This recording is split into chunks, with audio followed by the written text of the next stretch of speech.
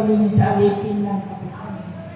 Pagpasok ni Jesus sa Capernaum, lumapit ang isang kapitang Romano at nakiusap sa kanya, "Ginoo, ang alipin ko po'y na-paralysis. Siya'y nararati sa amin at lubhang nahihirapan.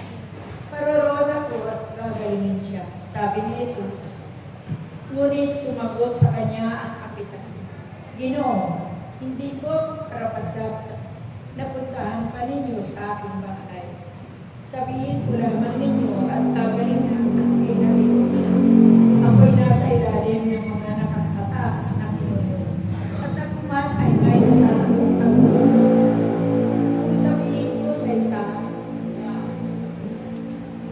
humayo ka, siya'y humahayo, at sa iba, halika, siya'y lumalapit at sa akin halika. Gawin mo ito at ginagawa mo." Namangha si Jesus nang marinig ito at sinabi niya sa mga taong sumusunod sa kanya, "Sinasabi ko sa inyo na hindi ako nakatatpo kahit sa Israel ng ganito kalaking pananamit.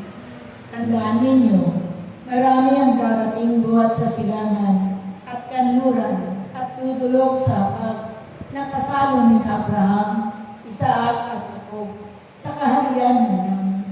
Ngunit marami sa lipi ng Israel ang itatapon sa kadiliman sa lunas. Doon mananangis sila at mangangalit ang kanilang ngipin."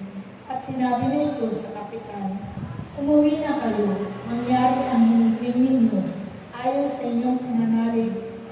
Noon di gumaling ang ngipin ng kapitan. Pumunta si Jesus sa bahay ni Pedro. At doon nakita niya ang ginamit na kay inakoy na Pedro. Hinawakan ni Jesus ang kamay ng babae at nawala ang lagnat niya. Pagkatapos bumangon ito at naglingkod sa kanya. Nang gabing iyon, dinala kay Jesus ang maraming pinailan ng mga demonyo. Sa isang salita naman ay pinalanas.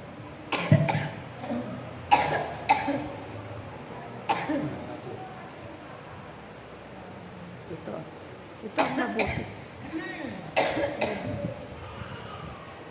Pinalayas niya ang masasamang langit. Lapit mong mic, nanay ko. Ginawa niya ito upang matupad ang sinabi natin, propeta. Ginawa niya ang ating mga kailangan at ginagawa ang ating mga kailangan. Ito ang mabuting balita ng ating Panginoon. Pinupuri ka na natin, Panginoon, Kristo Kristo.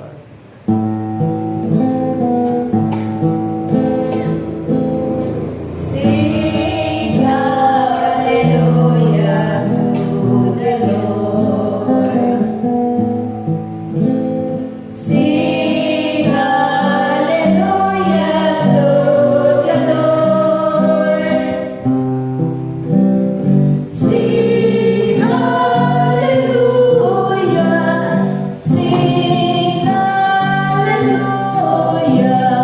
Sing hallelujah to the Lord. Hindi nakasaksak si Stephen. Atong ba? Amen. Ayan naman pala. Ayan si Sister.